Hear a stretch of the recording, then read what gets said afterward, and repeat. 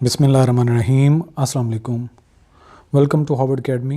Dear aspirant, tehsildar का course हमारा चल रहा है जिसमें पंजाब टीनेंसी एक्ट 1887 आज का हमारा सेशन डेफिनेशन को हम एंड करेंगे और इसके बाद नेक्स्ट हम रेगुलर अपनी जो कोर्स है उसकी तरफ मूव करेंगे।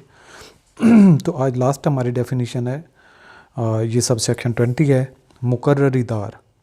मुकर्ररीदार बेसिकली वो होता है कि जिसकी अटक और डिस्ट्रिक्ट रावलपिंडी में जब ये एक्ट लागू हुआ था, टीनेंसी अमेंडमेंट एक्ट 1952, तब अगर किसी की ज़मीन यहाँ पर थी तो उसको मुकर्ररीदार कहते हैं।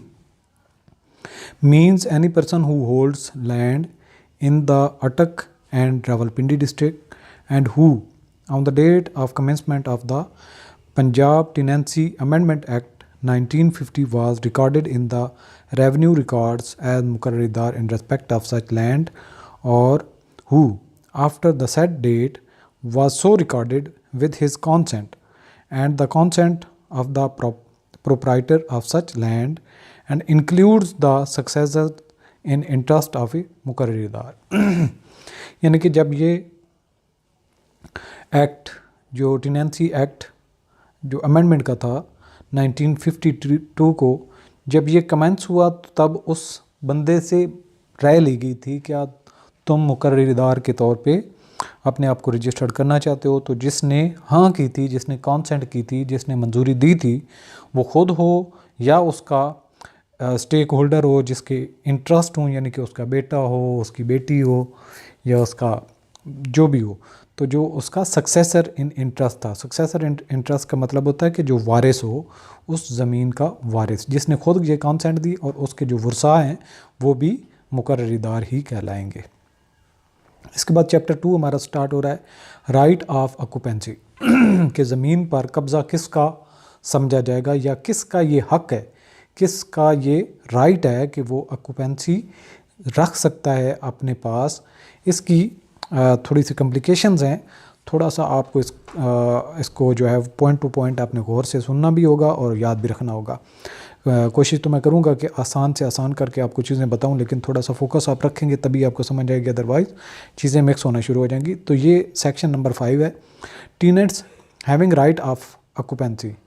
वो लोग जो ऑक्यूपेंसी का राइट रखते हैं वो कौन से हो सकते हैं टीनेंट की शक्ल में। पहला ऑप्शन क्या है, हु, यहाँ पे ये बात आपने रखनी कि ये बात सारी टीनेंट की ही हो रही है। Who at the commencement of this act 1887 की बात हो रही है, has for more than 2 generations in the male line of descendant through a grandfather or grand uncle and for a period of not less than 20 years। दो चीज़ें इसमें शामिल की कि जब ये एक्ट कमेंस हुआ था, नंबर 1, दूसरे नंबर पे कि मेल जनरेशन में 2 उसकी नस्लें गुजरी हों, ग्रैंड फादर से लेके यानी कि दाता, उसका बाप, और वो 2 नस्लें इस तरह से गुजर गई। लेकिन ये पीरियड जो है, ये 2 नस्लें तो इसमें शामिल हो गई, लेकिन ये पीरियड 20 साल से कम का नहीं होना चाहिए। 3 शराइत होगी, एक इस एक्ट की कमेंसमेंट के टाइम, दूसरा 2 जनरेशन मेल डिसेंडेंट हूँ, यानी कि उसमें बेटी या माँ का रोल ना हो, उसमें रोल हो दादे का, बाप का, बेटे का। सो यानी कि नस्ल जब काउंट की जाएगी या डिसेंडेंट काउंट किया जाएगा तो मेल जो एक लाइनेज है उसको कंसीडर किया जाएगा। और ये टाइम पीरियड किस से कम नहीं होना चाहिए, 20 years से। बिन ऑक्यूपाइन, और वो कब्ज़ा किए हुए है land paying no rent therefor beyond the amount of the land revenue, कि वो जो उनके कब्ज़े में ज़मीन है उसके ऊपर वो कोई रेंट पे नहीं कर रहा है, सिवाय इसके कि जो गवर्नमेंट को रेवेन्यू के ऊपर उन्होंने पे करना है। Thereof and the rates and cesses for the time being chargeable thereon. अगर उसके ऊपर कोई सेस है, कोई उसके ऊपर महसूल है, या कोई जो चार्जेज़ हैं जो उनको पे करने पड़ रहे हैं वो हैं, या रेवेन्यू के जो चार्जेज़ उनको पे करने पड़ रहे हैं वो है। तो 3 चीज़ें आपने नोट यहाँ पे कर ली, एक इस एक्ट की कमेंसमेंट पे, 2 मेल लाइनेज से 2 नस्लों का उस पर तसलसल हो, ऑक्यूपाई किए हूँ, और ये पीरियड 20 साल से कम का नहीं होना चाहिए। जब ये एक्ट कमेंस हुआ था तो उसको ये हक हासिल है कि वो उस ज़मीन पर ऑक्यूपाई रख सके, कब्ज़ा रख सके। दूसरा पॉइंट, सेक्शन हमारा 5(1) ही है और इसका सब पार्ट बी है। टीनेट की ही बात चल रही है। हु हैविंग ओन्ड लैंड, जिसकी अपनी ज़मीन थी, and having ceased to be land owner thereof otherwise than by forfeiture to the government or than by any voluntary act. कोई वॉलंटरी एक्ट आया या गवर्नमेंट को फॉरफीचर करने के अलावा उसने उस ज़मीन को अपने पास रखा या वो उसका मालिक नहीं रहा, यानी कि वो ज़मीन या तो गवर्नमेंट के पास चली गई या वॉलंटरी किसी एक्ट के मुताबिक उसने किसी और को दे दी। Who having own land having ceased to be the owner thereof, कि वो सीज हो गया, यानी कि अब वो नो मोर उसकी मलकियत में वो ज़मीन नहीं थी और मलकियत के बजाय ये किसके पास चली गई, गवर्नमेंट के पास या फिर वॉलंटरी एक्ट के मुताबिक। Since be cease to be land owner, ये इन दो वजह से वो उस ज़मीन का मालिक नहीं रहा, यानी कि पहले तो वो मालिक था, अब मालिक ही काउंट किया जाएगा जब तक वो अगर किसी गवर्नमेंट ने उससे टेक ओवर कर ली हो या फिर उससे वॉलंटरी एक्ट के मुताबिक ज़मीन ले ली गई हो। इसके अलावा किसी और के पास वो ज़मीन ना गई हो, यानी कि गवर्नमेंट को देखें तो उससे इमीडिएटली पहले वो वाला है जिसने ज़मीन ली हुई थी, तो कंटिन्यूसली ऑक्युपाइड द लैंड, तो उसने कंटिन्यूसली, ये गवर्नमेंट के पास भी गई तो फिर भी उसने कंटिन्यूसली ऑक्युपाई किए हुए है इस ज़मीन को, तो फिर भी वो ऑक्युपाई कर सकता है। तीसरा ऑप्शन क्या है, अटेनेट, ऑप्शन सी क्या है, हु इन अ विलेज और स्टेट। विलेज की बात करें तो बहुत उसका रकबा आ जाता है, उसमें कई सारे प्लॉट्स वगैरह और इस तरह की ज़मीनें आ जाती हैं एक विलेज की बात करें तो। अगर स्टेट की बात करें तो एक एरिया है स्पेसिफिक जिसकी एक ही मलकियत एक बंदे के पास है, तो ये स्टेट है। In which he settled along with or was settled by the founder thereof as a cultivator therein, उसको यहाँ पे किसी ने ला के बसाया था ताकि वो उस ज़मीन की काश्तकारी कर सके इस स्टेट में। Occupied land on the 21st day of October 1868, और उसने occupied land on the 21st day of October 1868, ये 1868 की बात हो रही है कि उसने 1 अक्टूबर 1888 को ज़मीन पर कब्ज़ा किया, and has continuously occupied the land since that day, और ये उसका टाइम पीरियड है यानी अक्टूबर 1 1868 को उसने कब्ज़ा किया और अब तक उसी पर कब्ज़ा किए हुए है, तो फिर उसका ये राइट है कि वो ऑक्यूपेंसी रख सकता है उस ज़मीन की जो उसके कब्ज़े में है। फर्दर पॉइंट डी है, who being jagirdar of the state, यानी कि एक स्टेट है, रकबा है, उसका वो जागीरदार है, ठीक है जी, of the state or any part of the state, वो फुल ज़मीन का जो एक रकबा है या उसका कुछ हिस्सा जिसको मैंने ज़्यादा यहाँ पे भर दिया है रंग से, लेट्स सपोज हम ये कहते हैं कि ये रकबा उसके पास था, ये उसने सारा का सारा उसके पास है।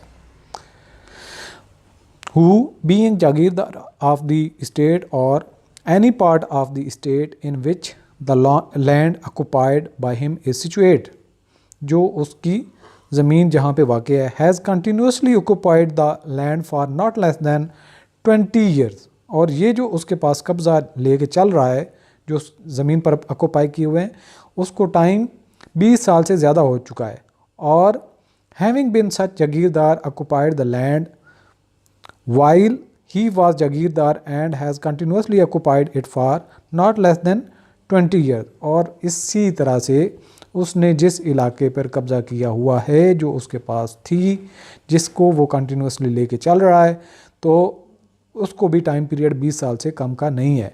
तो फिर अगर 20 साल से ज़्यादा का टाइम पीरियड है तो फिर क्या है, has a right of occupancy, तो उसके पास ये राइट चला जाता है।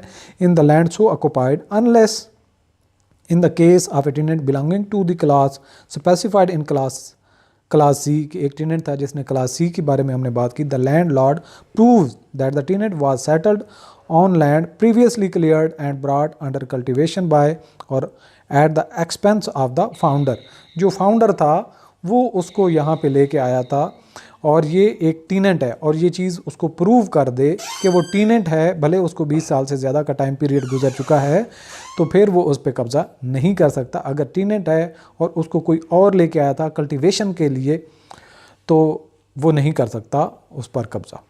तो जागीरदार का ही राइट रहेगा कि वो उस पर कब्ज़ा कर सकता है। अब आ जाता है सेक्शन नंबर 5 है tenants having right of occupancy, sub section इसका 2 है। इफ़ अ टीनेंट प्रूव्स, अब जो ज़मीन के ऊपर बैठा हुआ है या ज़मीन जिसके कब्ज़े में है, वो ये साबित कर देता that he has continuously occupied land for 30 years. एक टीनेंट है, उसने ये चीज़ साबित कर दी कि वो 30 साल से उस ज़मीन पर है।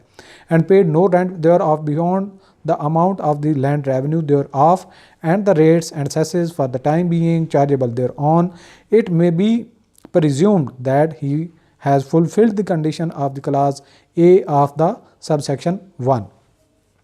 कि अगर टीनेंट होने के नाते वो साथ में ये चीज़ साबित कर दे कि ये कब्ज़ा उसके पास 30 साल से ज़्यादा का टाइम पीरियड। एक तो हमने सेक्शन ए की जब बात कर रहे थे तो उस वक्त हमने कमेंसमेंट की बात की थी, यहाँ पे कमेंसमेंट की बात नहीं है, और कमेंसमेंट के साथ 20 साल की शर्त थी, यहाँ पे कमेंसमेंट के अलावा वो 30 साल की बात कर रहा है। तो अगर ये टीनेंट ये साबित कर दे कि उसने उसके ऊपर कोई रेंट वगैरह एक्स्ट्रा नहीं दिया, गवर्नमेंट के जितने रेवेन्यूज बनते थे, सेसेस बनते थे, वही पे किए हैं, और 30 साल से ज़्यादा टाइम पीरियड उसको गुजर चुका है, तो टीनेंट के पास ये राइट चला जाएगा कि वो उस ज़मीन पर कब्ज़ा कर सकता है। Subsection 3 है the words in that clause denoting natural relationships denote also relationship by adoption, including therein the customary appointment of an heir and relationship by the usage of a religious community। यानी कि मजहबी तौर पर अगर किसी ने कोई अडॉप्ट किया और इसके रिलेशनशिप की बात की जाए, यानी कि जो एक पर्सन होता है और उसकी नस्ल दर नस्ल वो चीज़ें चलती हैं, लेकिन अगर उसका रियली बेटा नहीं है और उसने अडॉप्ट किया था तो भी ये उसका बेटा ही काउंट होगा। अब आ जाता है section number 6, right of occupancy of other tenants recorded as having the right before passing of the Punjab tenancy act 1868। Punjab tenancy act 1868 pass हुआ, उससे पहले की अगर सिचुएशन हो तो फिर क्या है, a tenant recorded in the records of rights sanctioned by the provincial government before the 21 day of October 1868। यानी कि ये पहले बात हो रही है अक्टूबर 1 को, ये 1868 को जब पास हुआ तो उससे पहले ये रिकॉर्ड में आ चुका है as the tenant having a right of occupancy in the land which he has continuously occupied from the time of the preparation of the record, कि उस टाइम से लेके जब से रिकॉर्ड प्रिपेयर किया गया है वो उसके पास चलती आ रही है, उस पर कब्ज़ा है किसी शख्स का। Shall be deem to have the right of occupancy, तो अगर इस तरह से किसी के पास कब्ज़ा चलता आ रहा है उस वक्त से पहले का जो रिकॉर्ड में मौजूद है, तो फिर उसको ये राइट है कि वो ऑक्यूपाई कर सकता है, कब्ज़ा रख सकता है in that land unless the contrary has been established by the decree of a competent court in the suit instituted before the passing of this act, कि इस एक्ट से पास होने से पहले ये कोर्ट इस्टेब्लिश कर दे कि ये बंदा राइटफुल नहीं है, ये कब्ज़ा नहीं कर सकता। अगर कोर्ट ने ऐसा कोई डिसीजन दिया हुआ है तो फिर वो कब्ज़ा नहीं कर सकता, अदरवाइज वो ऑक्यूपाई कर सकता है। इसके बाद आ जाता है जी section 7, right of occupancy in land taken in exchange. अब यहाँ पे थोड़ा सा एक टिपिकल है, हम ये अज्यूम कर लेते हैं दो हैं लैंड लॉट, मिस्टर ए है, मिस्टर बी है। अब मिस्टर ए और मिस्टर बी की दो जगह पे प्रॉपर्टीज़ हैं। अब ये भी मिस्टर बी की है और ये भी मिस्टर बी की है। हम इनको एक्स कर लेते हैं, एक्स वाई जी और एन, ठीक है जी। मिस्टर बी का वाई और एन पर कब्ज़ा है, और जबकि ए का जो है वो एक्स पर और जी पर कब्ज़ा है। दोनों आपस में मुआहदा कर लेते हैं। मिस्टर ए कहता है यार दोनों एक्स वाई वाले मुझे दे दो, एक जगह पे मैं कल्टीवेशन करूं, और तुम इस मेरे वाला जो जेड के बदले में मुझे वाई वाला दे दो और जेड वाला तुम ले लो। इन दोनों ने एक्सचेंज कर ली। अब ए का राइट किस किस पे था, जेन्युइनली एक्स पर था, जी पर था। बी का किस पे था, वाई पे था, एन पे था। अब जो बी है वो यहाँ पे कब्ज़ा छोड़ रहा है वाई का और ए कब्ज़ा छोड़ रहा है जी का। अब बी जो है मालिक हो जाता है जी और एन का, और ए काबिज हो जाता है एक्स और वाई पर, और दोनों ने आपस में एक्सचेंज कर ली। अब अगर कोई झगड़ा होगा तो यही समझा जाएगा कि जिस तरह से ए का राइट जी पे था, इसी तरह से उसका राइट वाई पर भी है, क्योंकि उन दोनों ने एक्सचेंज किया था। चूँकि इस पैरा की थोड़ी वर्डिंग मुश्किल है, इसलिए मैंने थोड़ा सा आपको आसान करने की कोशिश की है, क्योंकि जब हम रीड करेंगे तो चीज़ें अल्फाज आगे पीछे घूमते रहेंगे तो आपको सही समझ नहीं आएगी। एक दफ़ा रीड भी कर लेते हैं। If the टीनेट has voluntarily exchange the land, यहाँ पे टीनेट की बात हो रही है। टीनेट हम अज्यूम कर लेते हैं कि मिस्टर ए है या मिस्टर बी, इन दोनों में से। और any portion of the land for merely occupied by him for other land belonging to the same landlord, the land taken in exchange shall be held to be subject to the same right of occupancy as that to which the land given in exchange would have been subject if the exchange has not taken place। जिस तरह से उसका right था पहले, उसी तरह से दूसरी पे ही राइट उसका हो जाएगा, जैसे कि एक्सचेंज का मामला हुआ ही नहीं था और उसका कब्ज़ा था। इसी तरह दूसरी जो उन्होंने आपस में एक्सचेंज की है तो टीनेंट उस पर कब्ज़ा कर सकता है जो मालकान ने आपस में एक्सचेंज किया है। सो ये था आज का हमारा सेशन। अब चलते हैं, हम अपनी अंडरस्टैंडिंग को असेस करते हैं, टेस्ट लेते हैं छोटा सा आपका। व्हाट डज़ द टर्म मुकर्रिदा refers to in the context of the Punjab Tenancy Amendment Act 1952? Option हमारे पास A land owner in Attock and Rawalpindi district, option B है successful land cultivators, option C है persons recorded in revenue records, option D है government appointed land holders. Right option is persons recorded in revenue records. Question अगला हमारा, in the chapter 2 of the text which type of tenant is eligible for the right of occupancy? Option है हमारे पास A any tenant occupying land for 1 generation, option B है tenant occupying land continuously for 5 years, option C है tenants continuously occupying land for 20 years, option D है any tenant regardless of their occupancy duration. So duration के हवाले से सवाल है तो option C जो है वो राइट है, tenants continuously occupying land for 20 years। अगला सवाल हमारा, in the sub section 1 of the chapter 2 what is the condition for a tenant belonging to the class specified in class C to have a right of occupancy? Option है हमारे पास landlord's consent, option B है founders consent, option C है clearing land for cultivation, option D है continuously occupation since 1868। Right option is B founders consent. Question है हमारा, what is the presumption if a tenant continuously occupies land for 30 years and pays only land revenues and charges? Option है हमारे पास the tenant has the right of occupancy, option B है the land is forfeited to the government, option C है the landlord gets ownership rights, option D है the land is declared unoccupied। right option is A, the tenant has a right of occupancy। अगला हमारा सवाल है, in what circumstances does a tenant have the right of occupancy for land taken in exchange? Option है हमारे पास land was exchanged voluntarily, option B है landlord's consent is given, option C है the exchange is supervised by the government, option D है the tenant pays higher rent। right option is A, land was exchanged voluntarily। Question है, what happens if a tenant has voluntarily exchanged land with another belonging to the same landlord? Option है हमारे पास the tenant's right of occupancy is lost, both lands become government property, option C है the exchange land inherits the tenant's right of occupancy, option D है both lands retain their respective right of occupancy, option D है both lands retain their respective right of occupancy. Who is entitled to have a right of occupancy in the land according to chapter 2 of the text? Option हमारे पास any tenant who request it, option B है tenants recorded in specific record of rights, option D है land owners in the Punjab region, option D है only government appointed landlords. Right option is B, tenants recorded in a specific record of rights. Question है, how long must a tenant continuously occupy land to be presumed to fulfil the conditions of class A of sub section 1? 10 years, 15 years, 20 years, 25 years। Right option is 20 years।